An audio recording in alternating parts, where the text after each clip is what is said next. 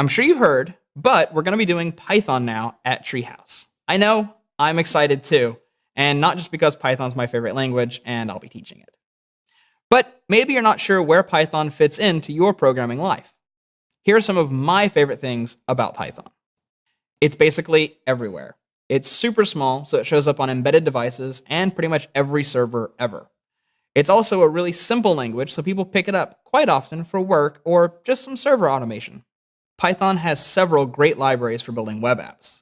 The language itself is great for handling HTTP, but when you want more, Flask, Pyramid, and Django are all excellent choices for building the next great startup. And if you're worried about scaling, Disqus, Mozilla, PBS, NASA, and Reddit all use Python for their websites.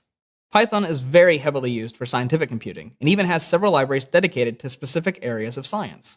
NumPy and SciPy are both fairly general purpose, but there's EarthPy for earth sciences, AstroPy for astronomy, and others. In fact, let's take a look at an EarthPy notebook for plotting out sea ice thickness. Okay, this is an EarthPy IPython notebook page. Now, we're not going to talk about IPython notebook in the first course, but this is a cool way of getting to see some of the stuff that Python can do. So we have this notebook file, and you'll notice these lines that say in. These are actual Python code being put into this notebook, which we can also put in HTML, Markdown, things like that. When you run one of these cells, you get the output. So in this case, we're looking at all the keys that this dataset has, and there's all these things. And we can use those with other libraries, like matplotlib, and we can have it generate maps and graphs for us. So in this case, it's building a color bar for the sea level, or the sea ice thickness.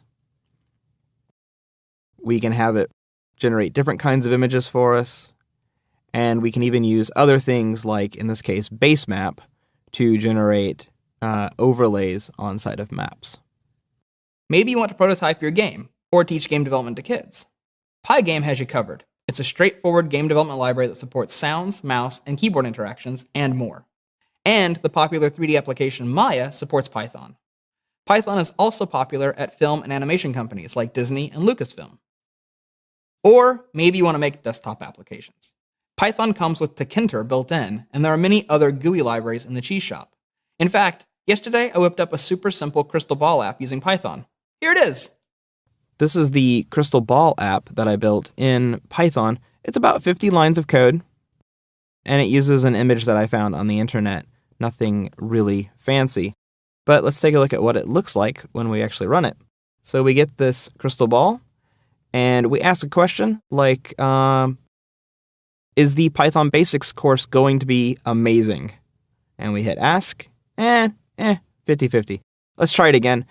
Is the Python Basics course going to blow people out of the water? No. Well, not a very auspicious start, but we'll see how it goes. Hopefully this gets you even more excited for Python. All right, back to course production for me, and I'll see you all again in July.